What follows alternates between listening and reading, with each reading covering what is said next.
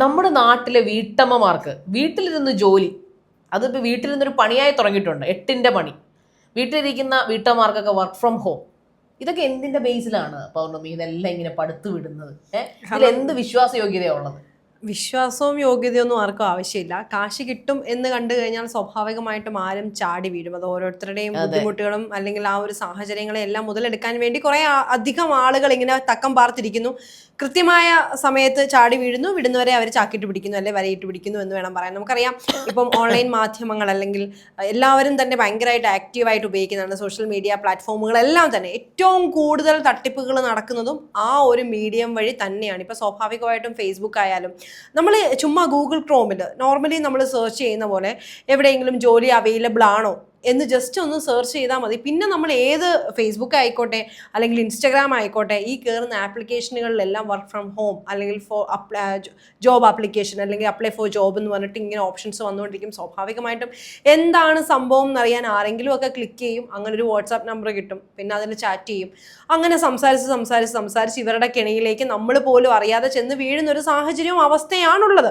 ഇപ്പോൾ നമുക്ക് തന്നെ അറിയാം, ഇപ്പൊ ഫിജിക്കാർട്ട് അല്ലെങ്കിൽ ഇങ്ങനെയുള്ള ഒരുപാട് എക്സാമ്പിൾ, ഫിജിക്കാർട്ടിലൊക്കെ ഡയറക്റ്റ് ആയിട്ട് കയറിയിട്ടുള്ള ഒരുപാട് പേരെ എനിക്കും നേരിട്ട് പേഴ്സണലി അറിയാം. പക്ഷേ അങ്ങനെ ഒരു വർക്ക് ഫ്രം ഹോം കൊടുക്കുന്നവർ എന്തിനാണ് അതിൽ ചേരാൻ അല്ലെങ്കിൽ അതിൽ ജോയിൻ ചെയ്യാൻ നിൽക്കുന്ന ആളുകളിൽ നിന്ന് പണം വാങ്ങുന്നത്? അത് മാത്രം ചിന്തിച്ചു കഴിഞ്ഞാൽ തന്നെ പലരും ഇതിൽ പോവില്ല. കാരണം ചെറിയ എമൗണ്ട് ഒന്നും അല്ല ശരിക. 30,000 40,000 അല്ലെങ്കിൽ 20,000 രൂപയിൽ എബോവ് ആയിട്ടുള്ള എമൗണ്ടുകളെ ഇവർക്ക് പറയാനുള്ളൂ. ആ പൈസ അത്രയും കൊടുക്കാനുണ്ടെങ്കിൽ നമുക്ക് ആ ജോലിക്ക് പോവാതെ ആ പൈസ കൊണ്ട് നമ്മുടെ നടത്തേണ്ട കാര്യങ്ങൾ നടത്തിക്കൂടെ? അല്ലേ? കാരണം ഈ വർക്ക് ഫ്രം ഹോം എന്ന് പറഞ്ഞ് ആൾക്കാർ വീഴുന്നത് മിക്കപ്പോഴും ഈ സാധാരണ വീട്ടമ്മമാരാണ്. അതെ. അപ്പൊ ഇതിൽ ഇവരുടെ ഒരു രീതി എന്ന് പറഞ്ഞാൽ, നമുക്ക് ആദ്യം ഒരു നോർമൽ മെസ്സേജ് വരുവാണ്, വർക്ക് ഫ്രം ഹോം ജോബ് ഉണ്ട്, നിങ്ങൾക്ക് താല്പര്യം ഉണ്ടെങ്കിൽ നമ്മുടെ ഒരു സൂം മീറ്റിംഗ് ഉണ്ട്.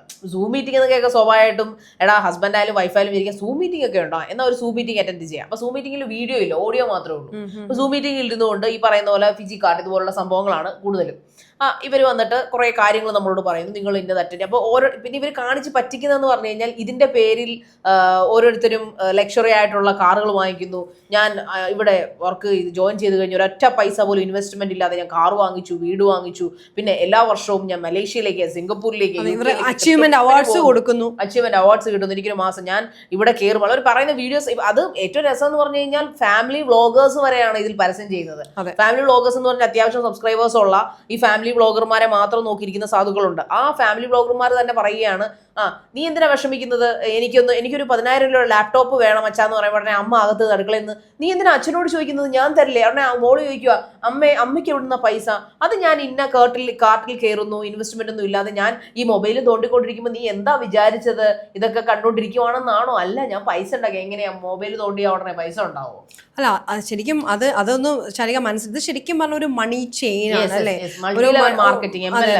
അതെ, അങ്ങനെ തന്നെ. അതായത് സംഭവം എന്താന്ന് വെച്ച് കഴിഞ്ഞാൽ അവർ കൃത്യമായിട്ടൊരു എമൗണ്ട് പറയുന്നു, അല്ലെങ്കിൽ അവർ കുറെ പ്രൊഡക്റ്റുകൾ, അതിനെയാണ് അവർ കരുവാക്കുന്നത്. കുറെ അധികം പ്രൊഡക്റ്റുകൾ, അതിന്റെ വിലയാണ് നമ്മുടെ കയ്യിൽ നിന്ന് ഈടാക്കുന്നത്. ആ പ്രൊഡക്റ്റുകൾ നമ്മൾ വാങ്ങുന്നു. വാങ്ങിയതിന് ശേഷം നമ്മൾക്ക് ഉപയോഗിക്കേണ്ടതാണെങ്കിൽ അത് ഉപയോഗിക്കാം, അല്ലാത്തത് നമ്മൾ സെല്ല് ചെയ്യണം അല്ലെങ്കിൽ നമ്മൾ വിൽപ്പന ചെയ്യണം. അതായത് നോർമലി ഒരു മാർക്കറ്റിൽ നിന്ന് അല്ലെങ്കിൽ ഒരു കടയിൽ നിന്ന് വാങ്ങുന്ന ഒരു സോപ്പിന്റെ വിലയോ ഒരു പൗഡറിന്റെ വിലയോ അല്ല ഇവിടെ നൽകേണ്ട. ഇത് നാച്ചുറൽ ആണ് അല്ലെങ്കിൽ ഓർഗാനിക് ആണ്, കെമിക്കൽ ഫ്രീ ആണ് എന്നൊക്കെ പറഞ്ഞ് മറ്റതിൽ നിന്നും ഡബിൾ ചാർജ് ആണ് ഈടാക്കുന്നത്. അപ്പൊ ഈ ഒരു എമൗണ്ടിൽ അല്ലെങ്കിൽ ഈ ഒരു പ്രൊഡക്റ്റ് വേറൊരാളെ കൊണ്ട് കൺവീൻസ് ചെയ്ത് വാങ്ങിപ്പിക്കുക എന്ന് പറയുന്നത് വലിയൊരു ടാസ്കാ. ആ ആളുകളെ അത് വാങ്ങിപ്പിക്കുകയും വേണം. അത് കൂടാതെ മറ്റൊരു കാര്യം എന്ന് പറഞ്ഞാൽ, പിന്നെ നമുക്ക് ലെവൽ അപ്ഗ്രേഡ് ചെയ്യണം എന്നുണ്ടെങ്കിൽ 1 or 2 ആളുകളെ നമ്മൾ ചേർക്കണം. അങ്ങനെ ആളുകളെ ചേർക്കുമ്പോൾ നമുക്കൊരു വാലറ്റ് മണി കിട്ടും. അതിനുശേഷം അവർ മറ്റൊരാളെ ആഡ് ചെയ്യുമല്ലോ. അങ്ങനെ ആഡ് ചെയ്യുമ്പോഴും ആദ്യം കൊടുത്ത ആൾക്ക് ഒരു എമൗണ്ട് കയറുന്നു, രണ്ടാമത് ചേർത്ത ആൾക്ക് ഒരു എമൗണ്ട് കയറുന്നു. അങ്ങനെ നീണ്ടു പോകുന്ന ഒരു വലിയ ചെയിൻ ഓഫ് തട്ടിപ്പാണ് ഇവിടെ നടക്കുന്നത്, അല്ലേ? അതെ. കാരണം ഈ വർക്ക് ഫ്രം ഹോം എന്ന് പറയുമ്പോൾ ആൾക്കാർ സ്വയമായിട്ട് ചിന്തിക്കും ഇൻവെസ്റ്റ്മെന്റ്. ആദ്യമേ ചോദിക്കുന്നത്, ഇപ്പോൾ കഴിഞ്ഞ ദിവസം ഒരു വ്ളോഗർ റിപ്പോർട്ട് ചെയ്തപ്പോൾ അദ്ദേഹം ചോദിക്കുന്നതെന്ന് പറഞ്ഞു കഴിഞ്ഞാൽ, അദ്ദേഹത്തിന്റെ ഒരു വാർത്താ ചാനലിലൂടെ അദ്ദേഹത്തിന്റെ ഒരു വ്ളോഗ് ചാനലിലൂടെയാണ് നമ്മൾ കാണുന്നത്. അപ്പൊ അദ്ദേഹം ഇതിനെക്കുറിച്ച് ഇൻവെസ്റ്റിഗേഷൻ ഒക്കെ ചെയ്യുന്നുണ്ട്. അപ്പൊ അദ്ദേഹം മനഃപൂർവ്വം വരെ വിളിച്ച് ചോദിക്കുന്നുണ്ട്, ഇതിൽ എത്ര എമൗണ്ട് ഇൻവെസ്റ്റ്, എന്റെ കയ്യിൽ കുറച്ച് പൈസയുണ്ട്, ആ പൈസ വേറൊരാളുടെ കയ്യിലാണ്, അപ്പൊ അത് ഞാൻ ഇതിലേക്ക് ഇൻവെസ്റ്റ് ചെയ്യാൻ വേണ്ടിയിട്ടാണ്, അപ്പൊ എന്തെങ്കിലും ഇൻവെസ്റ്റ്മെന്റ് ആവശ്യമുണ്ടെങ്കിൽ എനിക്ക് പെട്ടെന്ന് ചോദിച്ച് മേടിക്കാമെന്ന് പറയുമ്പോൾ ഇവരത് വീഴുന്നുണ്ട്.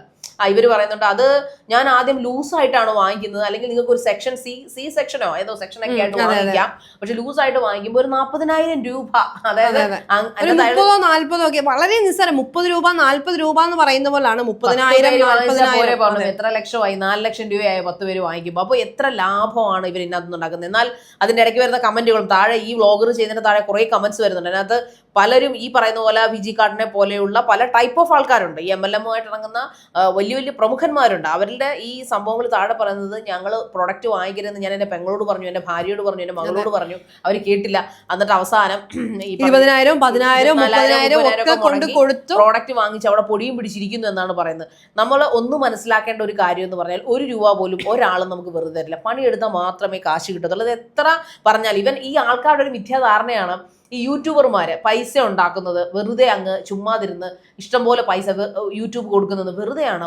അത് പണിയെടുക്കുന്നവർക്ക് കൃത്യമായിട്ട് അറിയാം എത്രമാത്രം ഹാർഡ്ഫുൾ ആയിട്ടുള്ള ഒരു ജോബാണ് യൂട്യൂബിലുള്ളതെന്ന്.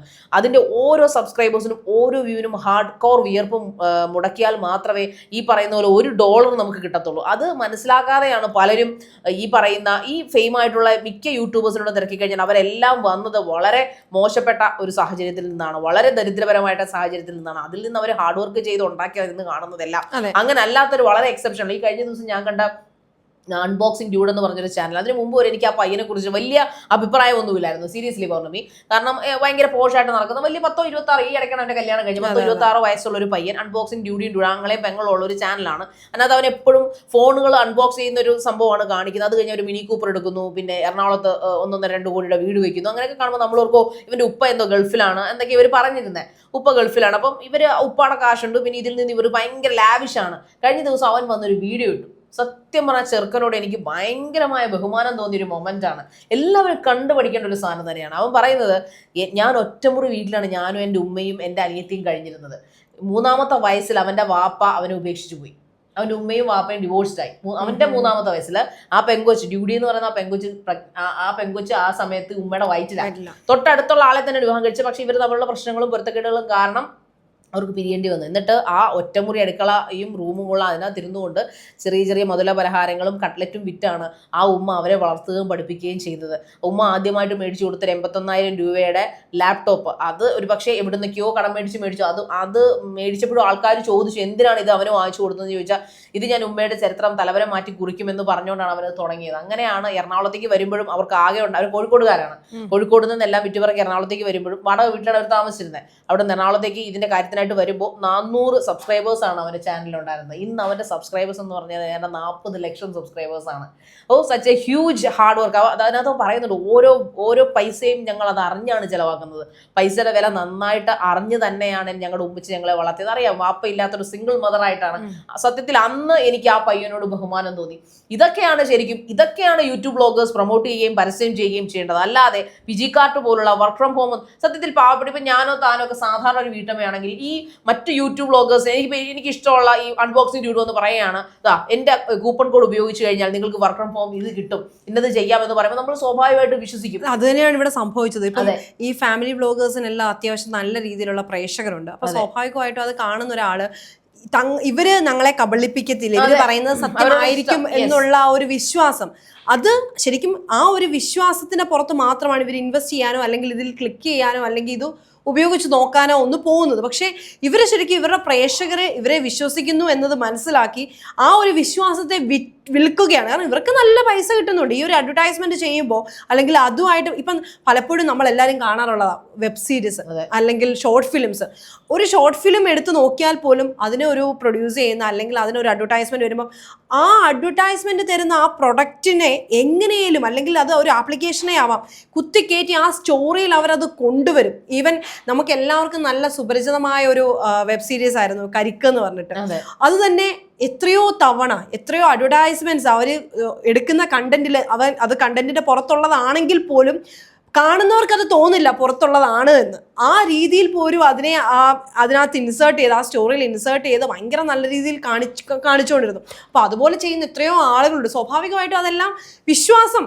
ഇപ്പം അത് ഒരു എക്സാമ്പിൾ ആയിട്ട് മാത്രം പറഞ്ഞതാ. പക്ഷേ ഇത്തരത്തിലുള്ള വർക്ക് ഫ്രം ഹോമുകൾ, അതും കൂടുതലും ലേഡീസ് ശ്രദ്ധിച്ചിട്ടുണ്ടോ, ഇങ്ങനെയുള്ളവർക്ക് നമ്മൾ മെസ്സേജ് അയക്കുമ്പോൾ മറുപടി തരുന്ന ബ്രോഡ്കാസ്റ്റ് ചെയ്തിട്ടേക്കോ, ഇവർ ഓൾറെഡി സ്റ്റോർ ചെയ്തിട്ടേക്കോ 3 മിനിറ്റിൻ്റെ 2 മിനിറ്റിൻ്റെ 1 മിനിറ്റിൻ്റെ ആദ്യം കൊടുക്കാനുള്ള വോയിസ്, രണ്ടാമത് കൊടുക്കാനുള്ള വോയിസ്.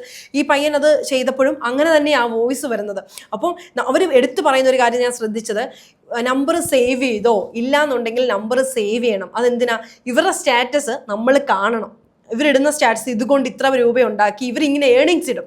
ഈ ആഴ്ച ഞാൻ ഇത്ര കളക്ട് ചെയ്തു, ഈ ആഴ്ച ഇത്ര പേർക്ക് ഇത്ര രൂപ കിട്ടി എന്നുള്ളത് ഇവർ ഈ സ്റ്റാറ്റസ് ഇടുമ്പം നമ്മളത് കാണും, നമ്മൾ കൂടുതൽ ആകർഷകമാവും. നമ്മൾ അതിനകത്ത് ഇപ്പം ഒരു ഹാഫ് മൈൻഡ് നിൽക്കുന്ന ഒരാളാണെങ്കിൽ പിന്നെ രണ്ടാമതൊന്നും ചിന്തിക്കാതെ നേരെ എടുത്ത് അതിലേക്ക് ചാടും അതിനു വേണ്ടി, അല്ലേ? അതെ, സത്യത്തിൽ ഇത് മറ്റേ ഗാംബ്ലിംഗ് ആപ്പുകൾ പ്രൊമോട്ട് ചെയ്തതിനെ യൂട്യൂബുകാരെ കെട്ടുപൂട്ടിച്ചു, അല്ലെങ്കിൽ ഇൻഫ്ലുവൻസേഴ്സിനെ കൂട്ടിച്ച ഒരു നാടാണ് നമ്മുടെ. അതുപോലെ തന്നെയാണ് ഈ വർക്ക് ഫ്രം ഹോം എന്ന് പറഞ്ഞ പാവപ്പെട്ട ജനങ്ങളെ, വെറും സാധാരണക്കാരായ വീട്ടമ്മമാരെ ഇങ്ങനെ പറ്റിക്കുന്നത്. ശരിക്കും പറഞ്ഞാൽ എല്ലാ സ്ത്രീകൾക്കും ആഗ്രഹമുണ്ട്, പ്രത്യേകിച്ച് വീട്ടമ്മമാരാണ് ഇത് കൂടുതൽ വീഴുക.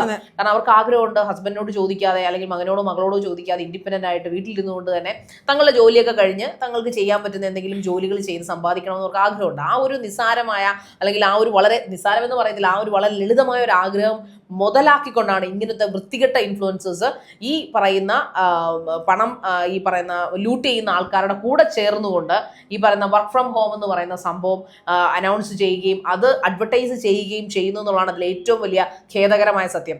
ദയവ് ചെയ്ത് ഇങ്ങനെയുള്ള സംഭവങ്ങളെല്ലാം നമ്മുടെ വാർത്താ മന്ത്രാലയത്തിന്റെ കീഴിൽ ശ്രദ്ധ കൊണ്ടുവരികയും അതോടൊപ്പം തന്നെ ഈ വർക്ക് ഫ്രം ഹോം പരിപാടി, ആൾക്കാരെ പറ്റിക്കുന്ന പരിപാടി, ശരിക്കും നമുക്ക് വർക്ക് ചെയ്യാതെ, നമ്മുടെ കൺമുമ്പിൽ കാണാതെ ഒരു വർക്കിനും നമ്മൾ കൈവച്ച് കൊടുക്കരുത്. ഇൻവെസ്റ്റ് ചെയ്യുന്ന ഒന്നും നമ്മുടെ ഇപ്പോൾ ഫിസിക്കലി ഇപ്പോൾ നമ്മളൊരു പച്ചക്കറി കട തുടങ്ങുന്നു, അല്ലെങ്കിൽ ബേക്കറി തുടങ്ങുന്നു, അതിനൊക്കെ ഇൻവെസ്റ്റ് ചെയ്യുന്നത് നമ്മൾ കണ്ടുകൊണ്ടാണ്. പക്ഷേ നമ്മൾ സോഷ്യൽ മീഡിയ കണ്ടുകൊണ്ട് നമുക്കറിയാത്ത പ്രോഡക്റ്റിന് വേണ്ടി നമ്മൾ ഇൻവെസ്റ്റ് ചെയ്യാന്ന് പറയുമ്പോൾ അത് നമുക്ക് ഒന്നും കിട്ടാൻ പോകുന്നില്ല. നിങ്ങൾ ഇനി എത്ര കേമനായിക്കോട്ടെ, അത് നിങ്ങളുടെ കേമത്തരം കൊണ്ട് അതിലെ കള്ളത്തരങ്ങൾ കണ്ടുപിടിക്കൂ. എന്തിനാണ് നിങ്ങളുടെ പൈസ മുടക്കി അതിനകത്ത് പോയി വീഴുന്നത്? ചിലപ്പോൾ ചിട്ടിയും വട്ടിയും പിടിച്ചൊരു പൈസ ആയിരിക്കാം അതിനകത്തോണ്ട് ഇൻവെസ്റ്റ് ചെയ്യുന്നത്. സോ ഇങ്ങനെയുള്ള പരിപാടികൾക്ക് തടയിടേണ്ട സമയം അതിക്രമിച്ചിരിക്കുന്നു.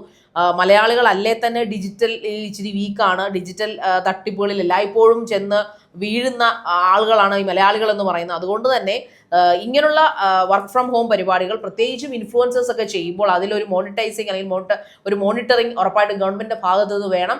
അങ്ങനെ ഉണ്ടായാൽ ഉറപ്പായിട്ടും ഇങ്ങനെയുള്ള കള്ളത്തരങ്ങളിലൊന്നും നമ്മുടെ പാവപ്പെട്ട വീട്ടമ്മമാർ ചെന്ന് വീഴാതിരിക്കും.